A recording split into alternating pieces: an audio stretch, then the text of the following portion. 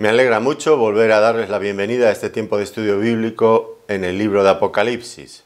Si nos han seguido desde el principio, pues ahora ya estamos terminando y recordarán que hemos pasado por episodios realmente difíciles, duros, en el libro de Apocalipsis, muy duros, aparte de muy complicados. Todos los juicios de la ira de Dios, las plagas, una detrás de otra, momentos, como digo, complicados de leer, complicados de exponer, duros sin duda. Pero estamos llegando al final ya del libro y en estos últimos capítulos podemos disfrutar.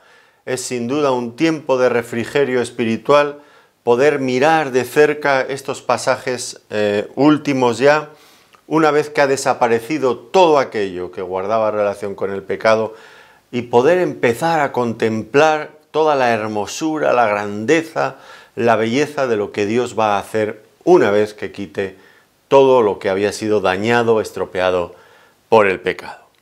Estuvimos viendo en nuestra última sesión acerca de la Nueva Jerusalén que Juan vio, y excepcional, maravillosa, cada detalle era asombroso. Ahora proseguimos en nuestro estudio y llegamos al último capítulo, al capítulo 22. Si me quieren acompañar, vamos a comenzar haciendo una lectura, los 5 primeros versículos, que serán la base para nuestro tiempo de estudio en esta ocasión. Por lo tanto, Apocalipsis capítulo 22, versículo 1, que dice de esta manera: Después me mostró un río limpio de agua de vida, resplandeciente como cristal, que salía del trono de Dios y del Cordero. En medio de la calle de la ciudad, y a uno y otro lado del río, estaba el árbol de la vida que produce 12 frutos, dando cada mes su fruto, y las hojas del árbol eran para la sanidad de las naciones. Y no habrá más maldición, y el trono de Dios y del Cordero estará en ella, y sus siervos le servirán, y verán su rostro, y su nombre estará en sus frentes. No habrá allí más noche, y no tienen necesidad de luz de lámpara, ni de luz del sol, porque Dios el Señor los iluminará, y reinarán por los siglos de los siglos. Bueno, pues a la descripción de la Nueva Jerusalén que vimos en el estudio anterior, ahora se añaden algunos detalles más que tienen como finalidad, y este va a ser un tema en el que vamos a estar incidiendo una y otra vez a lo largo de este estudio, detalles que tienen como finalidad relacionar la nueva creación de Dios con la primera creación antes, por supuesto, de que el pecado entrara. Yo cuando leo la Biblia sigo un plan de lectura continuado. Empiezo por Génesis y acabo en Apocalipsis, y cuando acabo en Apocalipsis comienzo nuevamente con Génesis. Por lo tanto, para mí es muy frecuente leer este capítulo 22 de Apocalipsis y a continuación capítulo 1, capítulo 2, capítulo 3 de Génesis. Así que veo la relación muy evidente. Hay detalles aquí que lo iremos viendo, cómo Dios, y este es el objetivo, cómo Dios, después de haber quitado todo lo que he dicho antes había sido dañado por el pecado, vuelve nuevamente a crear cosas nuevas, limpias, perfectas. Y vamos a ver distintos detalles donde se establece esta asociación, porque la finalidad es volvernos a llevar allí para darnos cuenta que Dios ha logrado de alguna manera, y creo que más maravillosa incluso que lo que hubo al principio, pero ha logrado revertir todos los efectos del pecado para aquellos que son creyentes, que somos creyentes, y hacer cosas nuevas y, como digo, mejores aún, porque entiendo que la nueva creación es mucho más gloriosa que la antigua creación. Y eso que la antigua creación, antes de la entrada del pecado, ya lo era, ya era bella y hermosa, sin lugar a dudas. Pues vamos a ir viendo cómo se asocian estas cosas. Vamos entonces ya a nuestro pasaje bíblico. La primera cosa, en el versículo 1, vemos un río de agua de vida que sale del trono de Dios y del Cordero. Versículo 1. Después me mostró un río limpio de agua de vida, resplandeciente como cristal, que salía del trono de Dios y del Cordero. Bueno, hasta ahora todo lo relacionado con la Nueva Jerusalén, tal como vimos en el estudio anterior, pues guardaba mucha relación con lo que había, digamos, en la periferia, visto las primeras impresiones según Juan se iba aproximando. Pues la puerta, las murallas, los cimientos, las calles. Ahora ya vamos a entrar dentro de la ciudad. Este pasaje nos adentra en la ciudad, en la Nueva Jerusalén. Y lo primero que vamos a ver, y es sobre todo lo más excepcional, lo más grande, la fuente de toda la gloria y de toda la belleza que hay allí, ¿qué es? Pues es el mismo trono de Dios y del Cordero. Y es importante subrayar algo que ya hemos visto infinidad de veces, y es que en realidad pues ese trono, bien que es un trono, es compartido por igual por Dios y por el Cordero. Fíjense que lo dice aquí, salía del trono de Dios y del Cordero. Yo ya lo he dicho muchas veces, pero aún así sigo recibiendo muchas veces pues también quejas, que nosotros creemos en 2 dioses o en 3 dioses y Dios es uno solo. Nosotros no negamos, o yo no niego, que Dios es uno solo. Creemos en un solo Dios, pero es verdad que aquí y en muchas otras partes, ya lo han ido viendo a lo largo del libro de Apocalipsis, el trono de Dios, con todo y ser uno, es compartido por Dios y por el Cordero. Y el Cordero, que hace referencia al Señor Jesucristo, evidentemente, pues no estaría sentado en el trono si no es Dios, porque es el trono de Dios. Esto cae por su propio peso, no hay que darle más vueltas. El que nosotros no logremos explicar, humanamente hablando, cómo un solo Dios puede estar en 2 o en 3 personas, creemos de hecho en la Trinidad, pues es un problema que nosotros tenemos para entenderlo, y evidentemente lo tenemos, pero que Dios lo explica una y otra vez en su palabra, que es así, eso está fuera de toda duda. Lo único que hay que poner en entredicho es nuestra capacidad para lograr entender esas cosas, y me parece presuntuoso querer entender absolutamente todos los detalles relacionados con la divinidad, porque al fin y al cabo solamente somos hombres. Entonces, quedémonos con lo que la palabra de Dios dice, y a donde no lleguemos con nuestra mente, pues digamos, esto es lo que la Biblia dice, y yo pues no sé explicar más, pero esto es lo que la Biblia dice. Hay un trono y está sentado el Padre y el Hijo, compartiéndolo en igualdad, totalmente.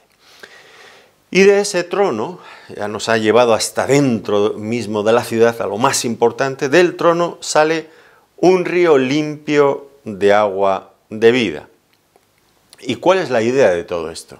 Bueno, pues la idea es que la vida, esa cosa tan especial, tan inexplicable, la vida se origina, surge de Dios, es mantenida, sostenida por Dios. Yo recuerdo una vez hablando con una mujer médico, yo intentaba reflexionar con ella sobre la grandeza, lo inexplicable que es la vida, ¿no? Digo, tú por ejemplo entras en un quirófano, tienes una persona ahí en el quirófano que está muy mal, tiene algún problema de lo que sea, le estás operando y se muere. Bueno, pero tú coges, le pones luego las cosas bien, colocas lo que hubiera sido arreglar, lo dejas todo arreglado, y el cuerpo está allí ya perfecto, pero le falta vida. ¿Por qué no le das la vida? Si ya no le falta nada para que pueda vivir. Ya has arreglado, por hablar de esta forma tan profana que yo hablo de estos temas, ¿no? Ya has arreglado, ya has corregido todo lo que había mal. ¿Por qué ahora no logras volverlo a la vida? Se te ha muerto en el quirófano, vale, pero ya le has arreglado las cosas. ¿Por qué no vuelve a vivir? Porque la vida es un don de Dios, es un milagro. Es un milagro. Un momento estamos vivos y otro momento no lo estamos. ¿Y por qué no podemos volver a estar otra vez vivos? Pues porque la vida la da Dios. Y es increíble, increíble. Bueno, pues aquí nos dice eso mismo que estoy diciendo, que la vida la da Dios. Toda forma de vida surge, se origina, es mantenida por Dios mismo. Por eso ese río limpio de agua de vida sale desde el mismo trono y fluye generosamente. ¿Para qué? Pues para transmitir esa vida a todo cuanto existe. Ahora, esta visión de un río de agua viva de vida, pues no es nueva en las Escrituras. Realmente ha sido un tema reincidente una y otra vez a lo largo de las Escrituras. Ya si han seguido estos estudios, ya saben que nuestro método de interpretar Apocalipsis no es dejar correr nuestra imaginación, sino es asociar lo que aquí dice Apocalipsis con otras partes de la Escritura que tratan el mismo tema y buscar luz en todo ello. Y en este asunto concreto, bueno, ahí las referencias son múltiples. Para empezar con el huerto del Edén, que allí se acuerdan que había un río que regaba todo el huerto del Edén y que luego pues se repartía en 4 brazos. Eso lo pueden encontrar en Génesis capítulo 2 y versículo 10. Un río de vida, allí en el Edén. Pero también en Ezequiel. Ezequiel quizás está incluso más relacionado en este caso con lo que estamos viendo aquí en Apocalipsis, porque él vio un río que fluía desde el nuevo templo de Dios, que se iba haciendo más profundo según se iba apartando y que daba sanidad a todo aquello por lo que pasaba. Salía del templo de Dios, igual que aquí, del trono de Dios. Eso lo verían en Ezequiel capítulo 47, versículos del 1 al 12. Joel, el profeta Joel, escribió que saldría una fuente de la casa del Señor. Igual también. En Joel 3, versículo 18. En Zacarías anunciaba que saldrán de Jerusalén aguas vivas. Zacarías capítulo 14, versículo 8. Ríos de aguas vivas, saliendo del templo, de la presencia de Dios. No puede haber vida si no es originada por Dios. Y nosotros que estamos vivos debemos de darle las gracias a Dios, indudablemente, porque Él es el autor de nuestra vida. Ahora, he mencionado el Antiguo Testamento, pero en el Nuevo Testamento las referencias tampoco son pocas.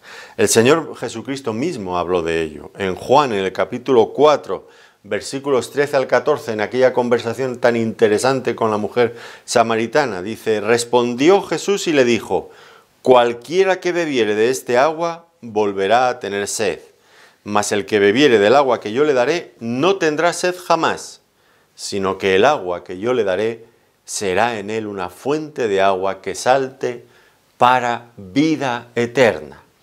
Y este último concepto es tan interesante, salte para vida eterna, porque en realidad aquí en Apocalipsis ya estamos hablando de esto, de vida eterna. En otra ocasión, en Juan capítulo 7, versículos 37 al 39, en el último y gran día de la fiesta, Jesús se puso en pie y alzó la voz diciendo: si alguno tiene sed, venga a mí y beba. El que cree en mí, como dice la Escritura, de su interior correrán ríos de agua viva. Esto dijo del Espíritu que habían de recibir los que creyesen en él, pues aún no había venido el Espíritu Santo, porque Jesús no había sido aún glorificado. Muy interesante, ¿no? Como el Señor haciendo esta oferta tanto a la samaritana, en el pozo aquel, en el calor del día, luego al acabar aquella fiesta de los tabernáculos, en el último y gran día de la fiesta, el día más glamuroso, más espléndido de la fiesta, donde el día especial. Y en ese día el Señor Jesucristo dijo: si alguno tiene sed, porque incluso las grandes celebraciones religiosas pueden dejar sediento a las personas. Y Él se levanta y dice: si alguno quiere algo más que religión, si lo que quiere es vida y vida eterna, venga a mí y beba. Y de su interior correrán ríos de agua viva. Y noten, esto dijo acerca del Espíritu Santo. Ahora hablaremos un poco más de ello. Por otro lado, estas referencias que vemos al río de agua viva, pues han salido también en Apocalipsis. Capítulo 7, versículo 17, el Cordero que está en medio del trono los pastoreará y los guiará a fuentes de agua de vida, y Dios enjugará toda lágrima de los ojos de ellos. En el capítulo 21, versículo 6, y me dijo: hecho está, yo soy el alfa y la omega, el principio y el fin. Al que tuviere sed, yo le daré gratuitamente de la fuente del agua de la vida. Dios sigue haciendo esta misma oferta, dar gratuitamente del agua de la vida. Está accesible para todas las personas.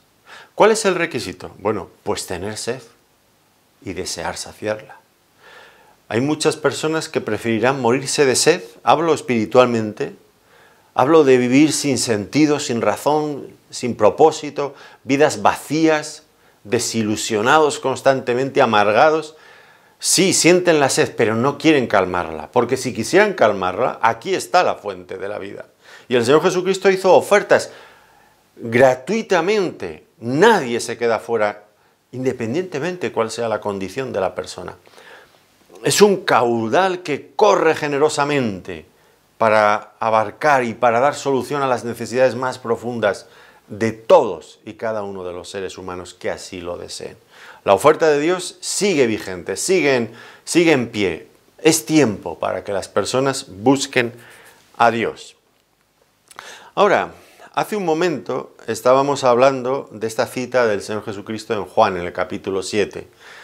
Ríos correrán dentro de él. Dice, esto dijo acerca del Espíritu Santo que habrían de recibir los que creyeran en él. Probablemente no es descabellado, me parece, pensar que este río de agua viva sea una referencia precisamente al Espíritu Santo. El Espíritu Santo que procede del Padre y del Hijo. Al fin y al cabo, eso es lo que nos enseña el Nuevo Testamento. El Espíritu Santo procede del Padre y del Hijo y transmite vida. Y es lo que ha hecho el Espíritu Santo con nosotros. Nos ha transmitido la vida que surge del sacrificio de Cristo. Nos la aplica, nos trae todos los beneficios de la vida de Cristo, del sacrificio de Cristo, nos lo trae a nuestros corazones. Es el Espíritu Santo el que nos regenera, el que nos da nueva vida, el que nos capacita para vivir de una forma diferente de como vivíamos antes. Por lo tanto, este río que surge del Padre y del Hijo probablemente sea una alusión al Espíritu Santo. Ahora, es verdad que hay cuestiones que quedan sin respuesta en este pasaje. ¿Dónde desemboca el río? ¿Cuál es su recorrido? Bueno, pero es que hacer estas preguntas está por demás. Y a veces es lo que más le gusta a la gente. ¿Por qué digo que está por demás? Bueno, porque Juan sigue usando un lenguaje simbólico.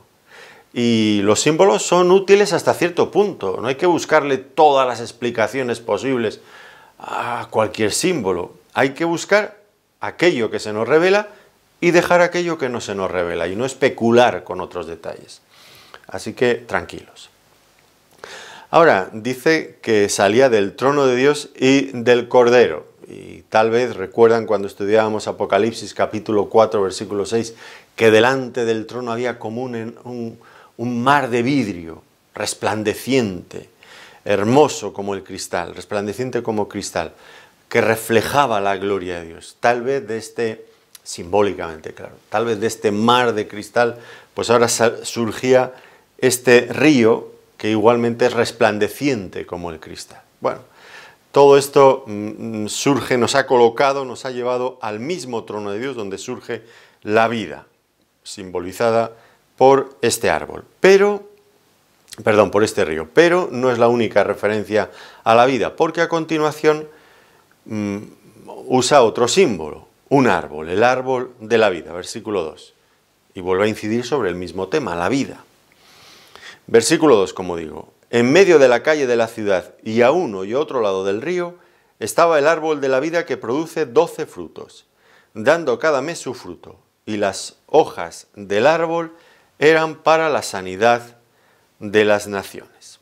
Ya digo, relacionado con el río de vida, ahora el árbol de vida. Y es un poco difícil de imaginar tal vez, porque fíjense cómo dice que crecía a uno y otro lado del río y a la vez estaba en medio de la calle de la ciudad. Pues sí, bastante complicado imaginarlo, salvo que, y creo que esta sería la única explicación lógica, pues que lo que quiera es transmitirnos la idea de que es un árbol gigantesco, muy frondoso, enorme, que sus ramas se extienden a un lado y al otro lado del río, bien que su tronco, que sus raíces estuvieran en medio de la calle. Bueno, un árbol enorme, enorme. Y nuevamente la referencia al árbol de la vida no es nueva, porque, si recuerdan, ya estaba en el huerto del Edén, el árbol de la vida. En Génesis capítulo 2 y versículo 9. porque como he dicho al principio, la finalidad es relacionar la nueva creación con la primera creación antes del pecado, el árbol de la vida, aquel al que se les prohibió comer a Adán y Eva una vez que habían pecado, para que no se perpetuaran en un estado así durante toda la eternidad sin posibilidades de cambio. Dios quería introducir un plan de salvación antes de que el hombre quedara eternamente en ese estado.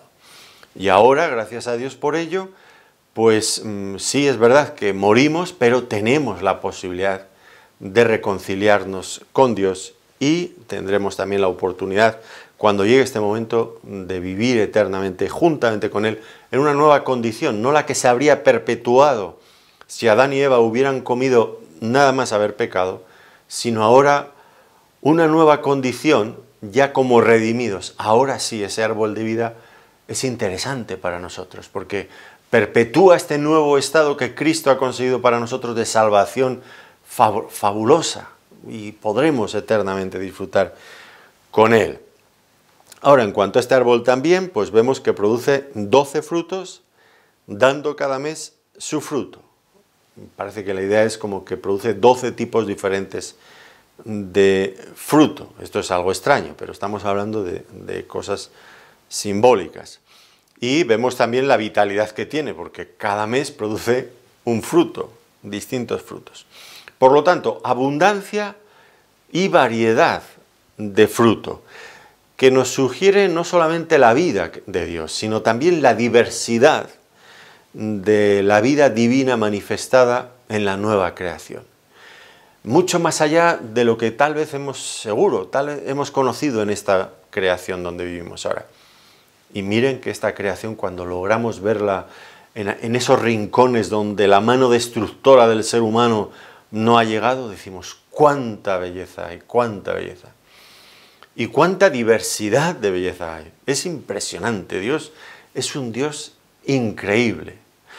A veces vamos demasiado rápido en la vida y no nos detenemos a mirar las cosas pequeñas y las cosas grandes que Dios ha hecho. Pero hay tal maravilla en cada cosita, en cada pequeña cosa que nos rodea, que Dios ha creado. Es formidable, es asombroso lo que Dios ha hecho.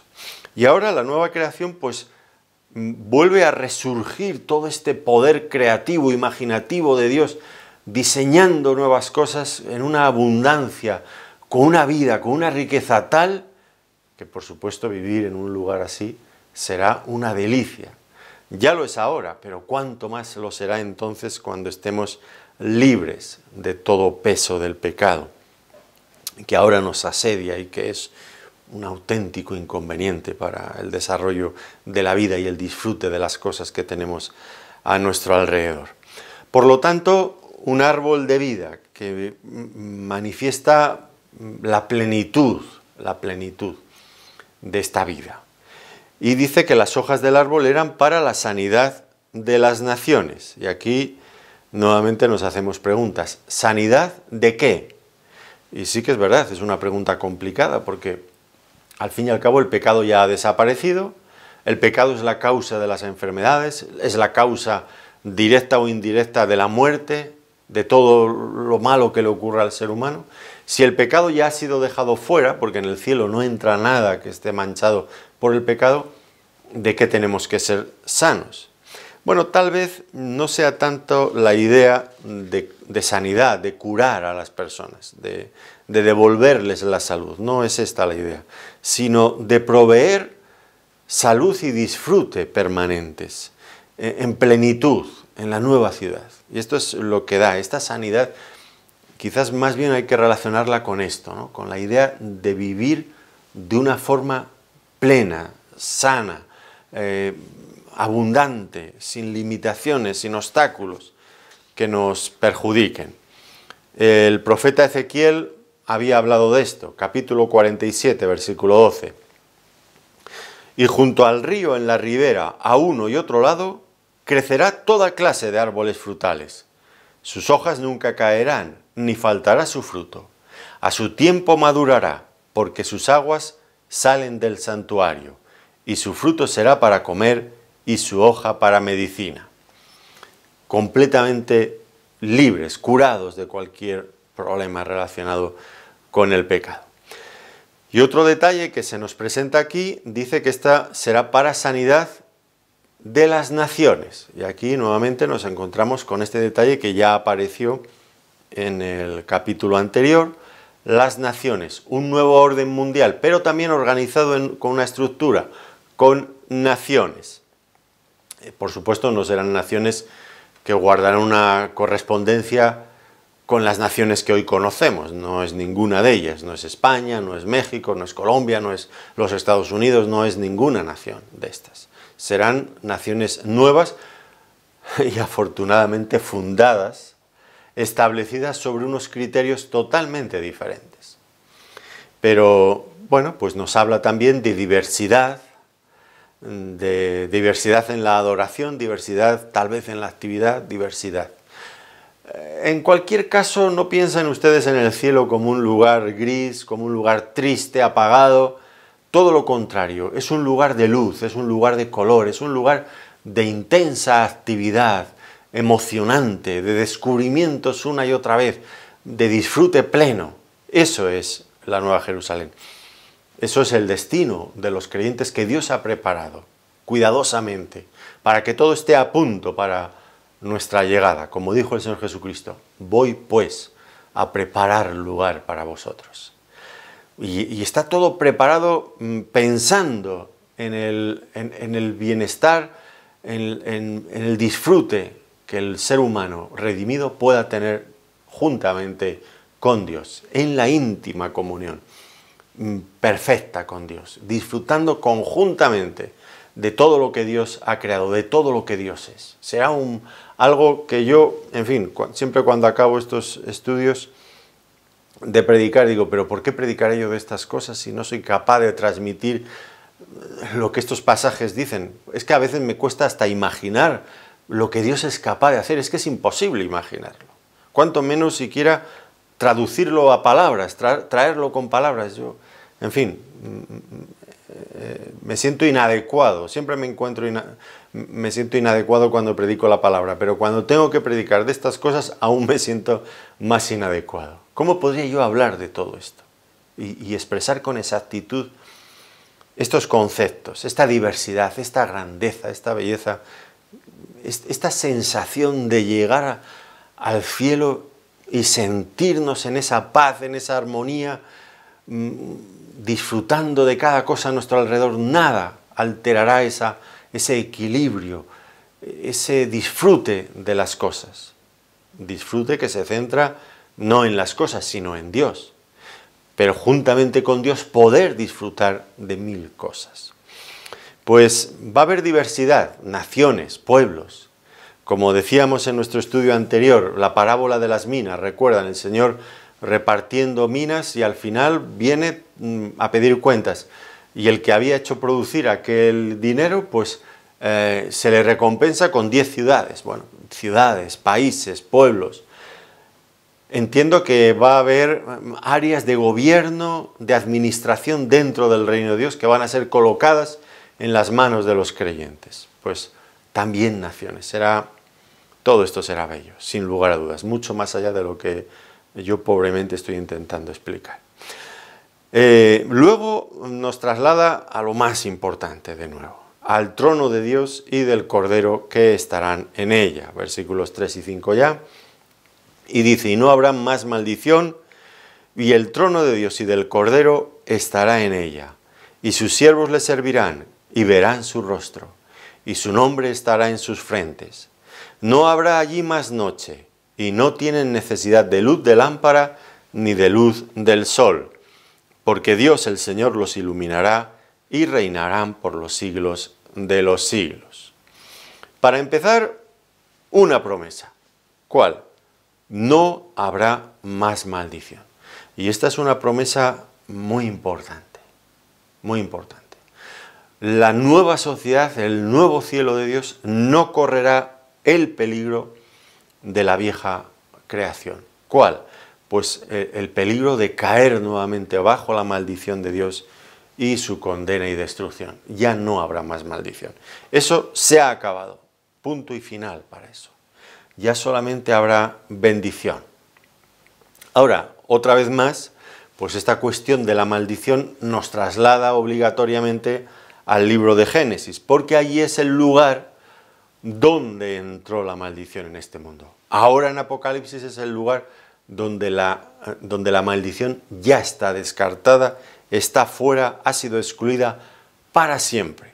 La maldición de este mundo por causa del pecado, que ha conducido, que está conduciendo a toda la creación y a la humanidad al desastre, al caos. Y yo no es que quiera ser catastrofista y decir que todo lo veo negro, pero si es que nos lo están diciendo por activa y por pasiva en los medios de comunicación y no escuchamos, estamos destruyendo el planeta con este afán consumista que tenemos y que la economía siempre tiene que crecer a un nivel acelerado. Y estamos sacrificando la sostenibilidad de nuestro planeta. No sé qué van a heredar nuestros hijos o nuestros nietos, qué tipo de planeta, de hábitat van a encontrarse cuando ellos tengan nuestra edad. Pues veo un panorama en realidad muy oscuro. Y no es que yo sea catastrofista, como digo, sino que es lo que nos están advirtiendo todas las voces. Claro, siempre hay los negacionistas, los que dicen, no, eso son especulaciones falsas, tonterías. Pero es que lo vemos, el cambio climático, si ya lo sentimos, la temperatura cada año es mayor, las estaciones han ido moviendo sus periodos, algo está pasando, lo sabemos.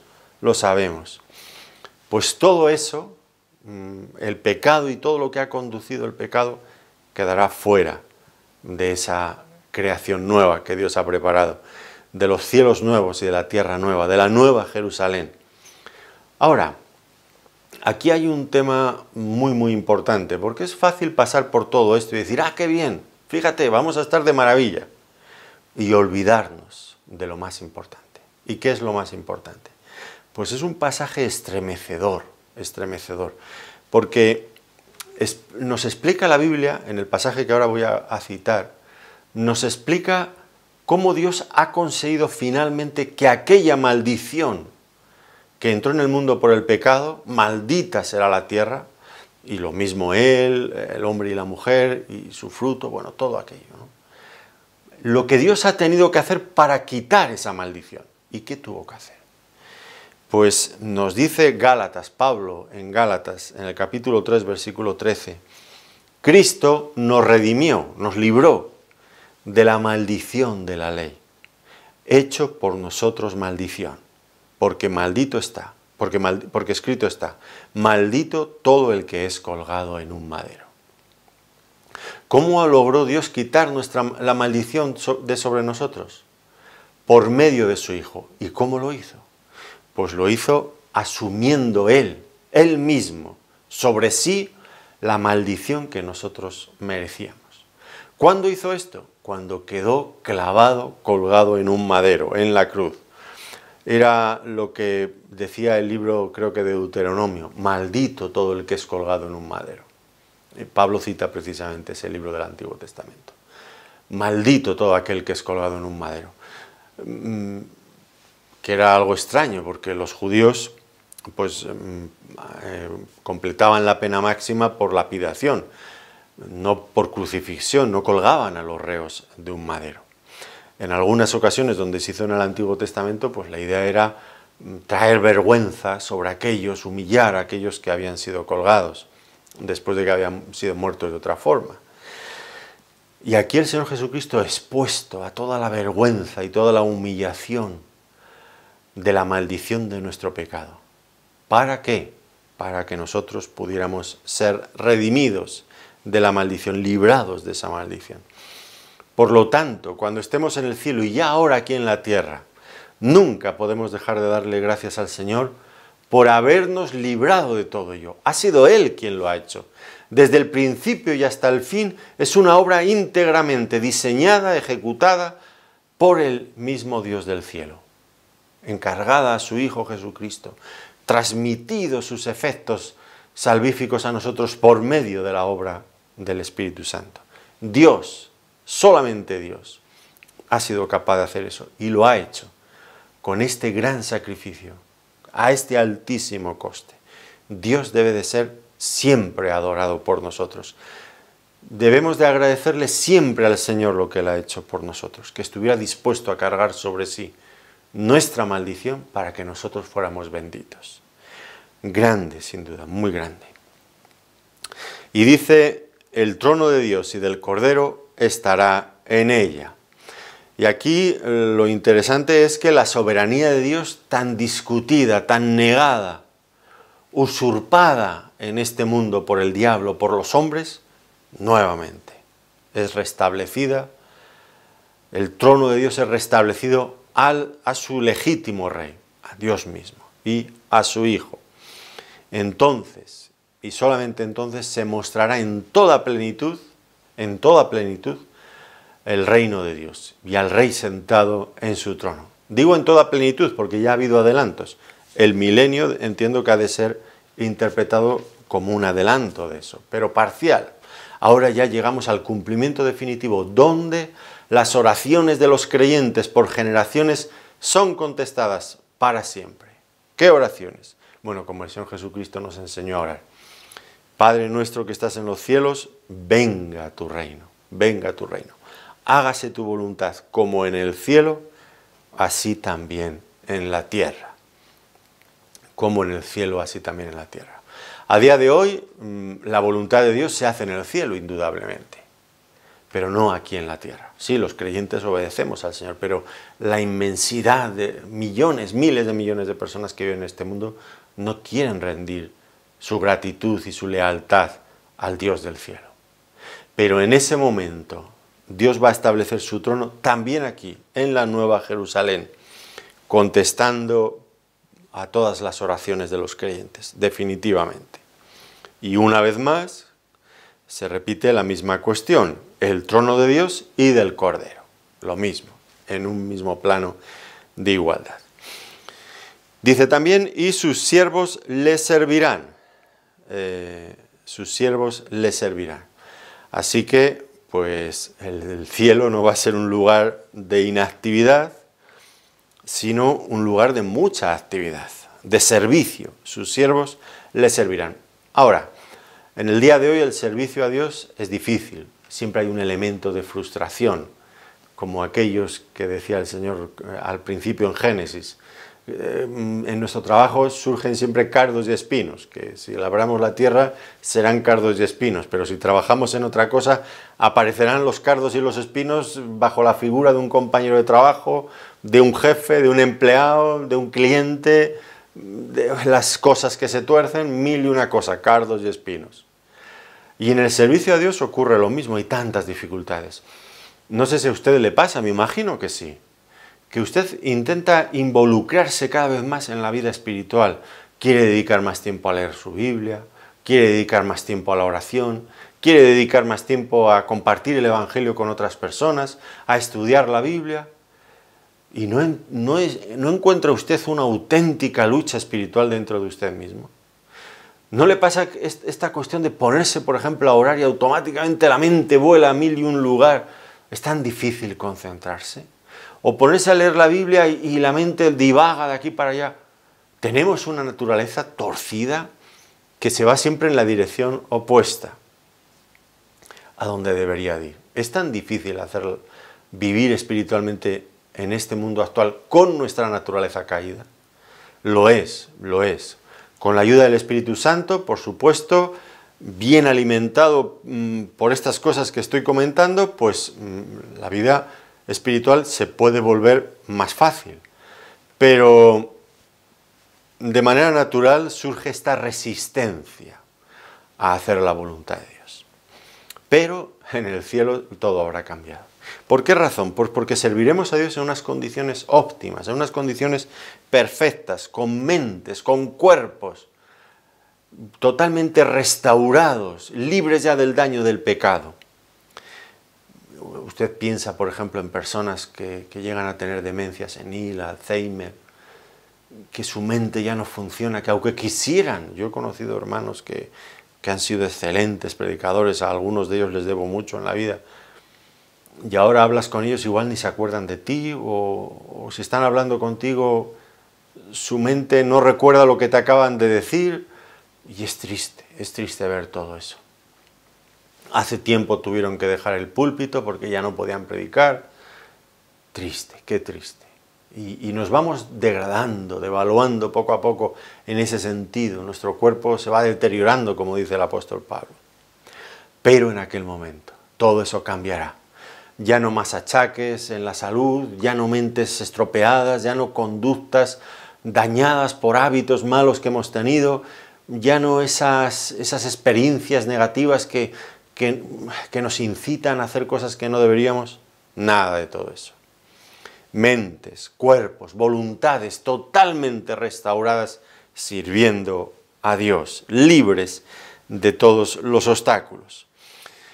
Y serviremos a Dios, no lo olviden, el cielo no es una invitación a la vida contemplativa. Algunos lo imaginan así. Ya recuerdo ese predicador que siempre estaba diciendo, que hablaba mucho de esto, ¿no?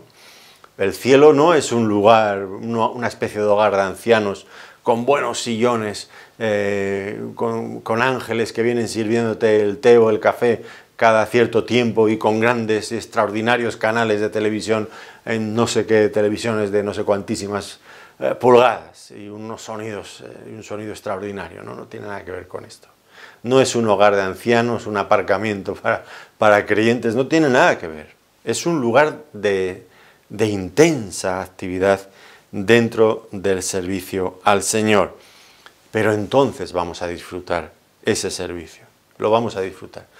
Lo vamos a disfrutar si hemos empezado ya a servir al Señor aquí. Esta es la cuestión, no lo olvidemos nunca. Lo que hacemos aquí en esta vida, y esta es una dimensión de la vida que no sé si muchos creyentes lo tienen claro, pero por favor ya me han oído más de una vez y me seguirán oyendo si escuchan estas predicaciones.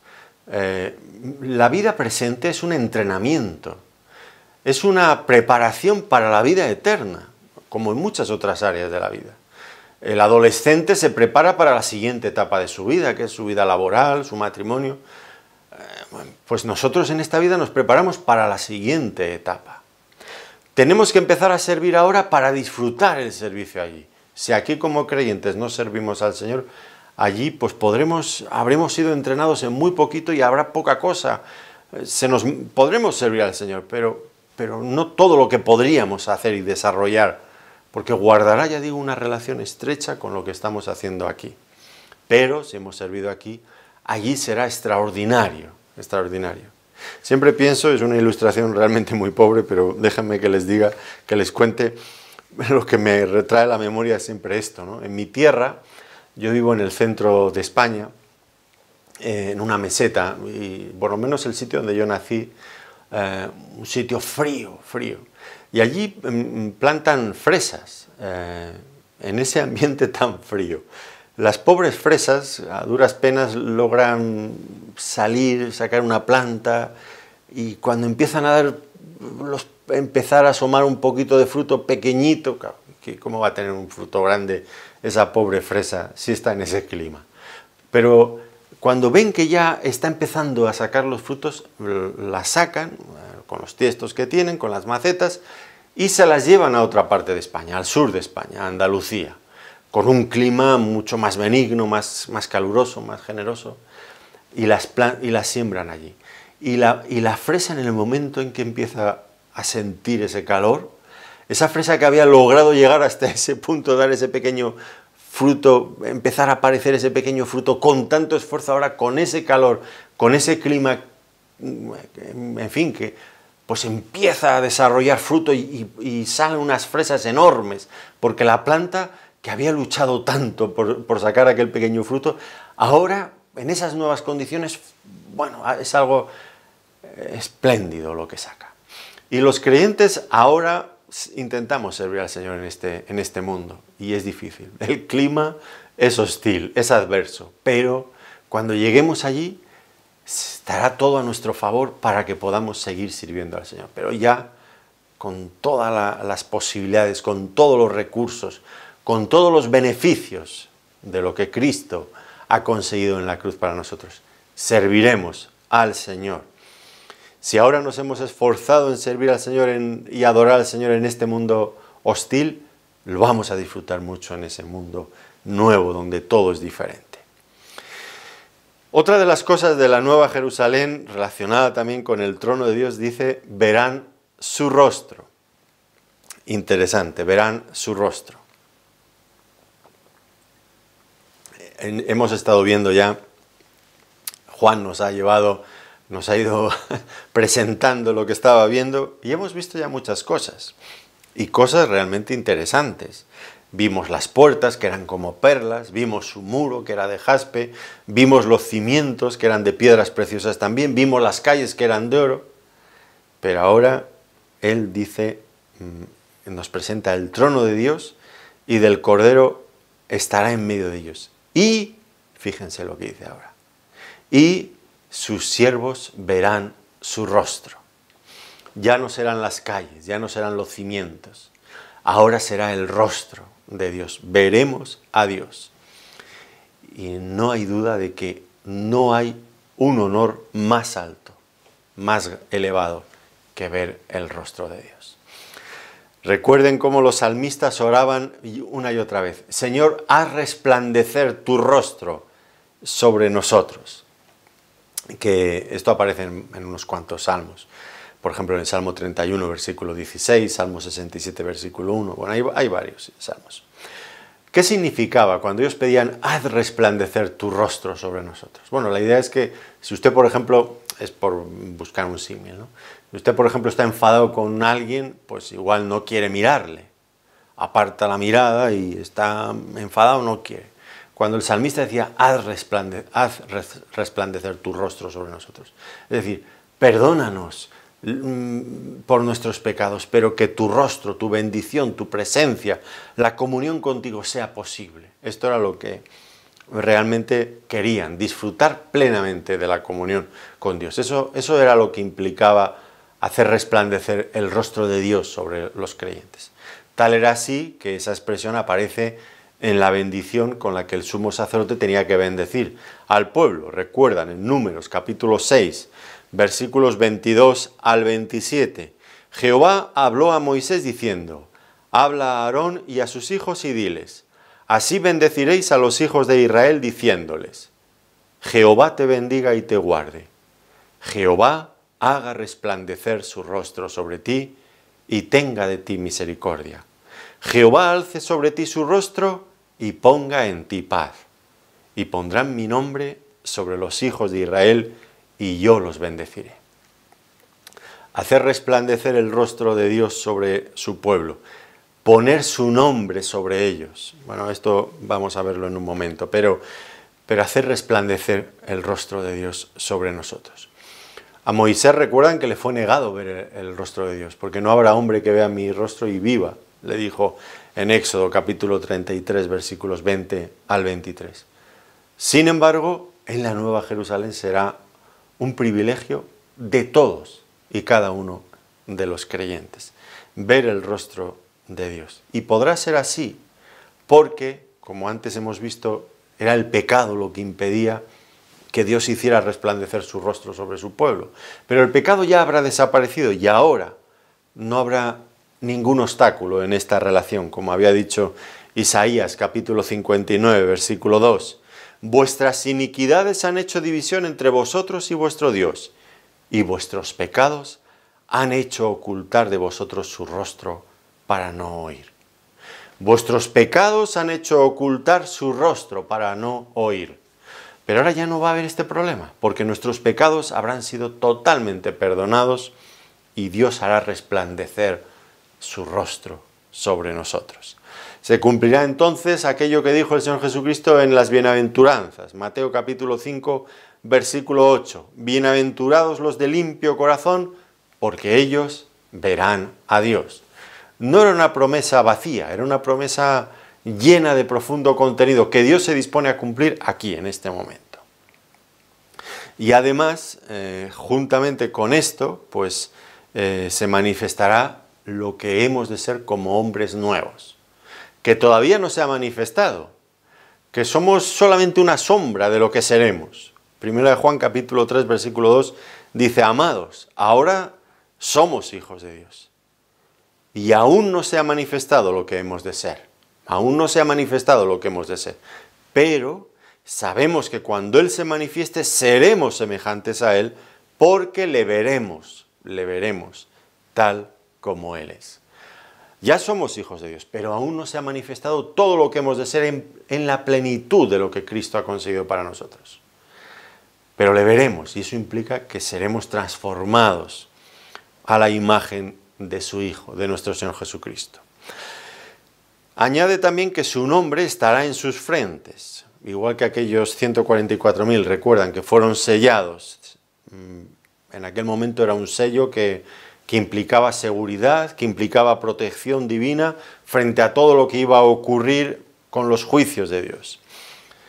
Ahora en el presente nosotros como creyentes ya hemos sido sellados con las arras, que es el Espíritu Santo.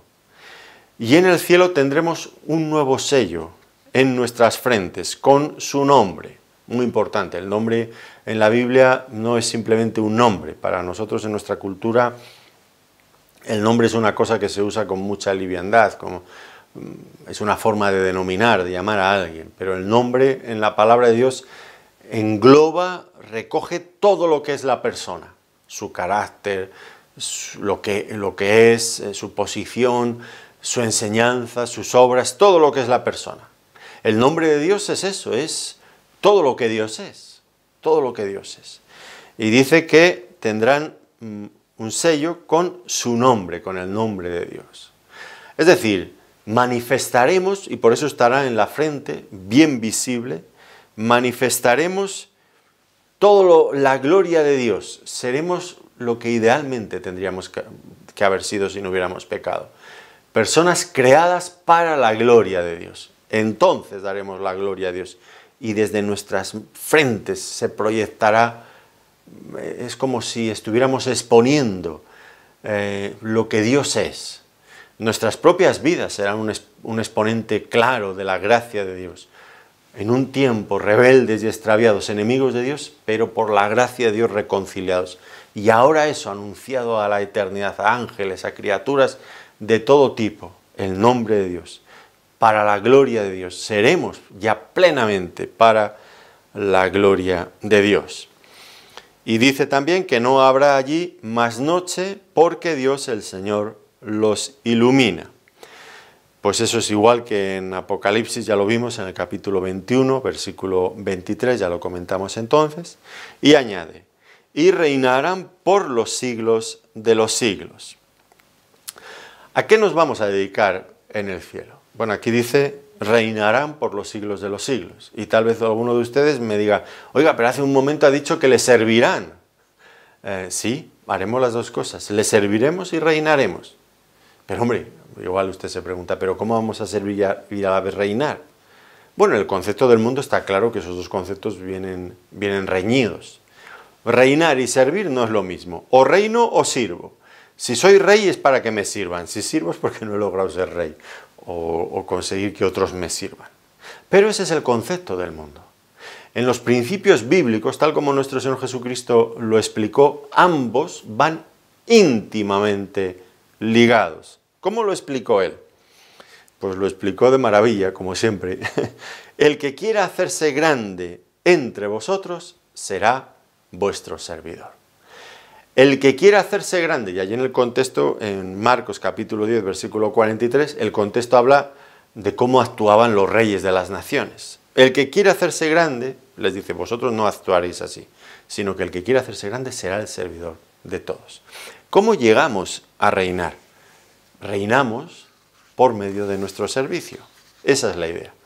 ¿Cómo ha llegado el Señor Jesucristo? Bueno, estoy hablando desde una perspectiva humana, espero que me entiendan las limitaciones de lo que quiero explicar. ¿Cómo ha llegado el Señor Jesucristo a la gloria?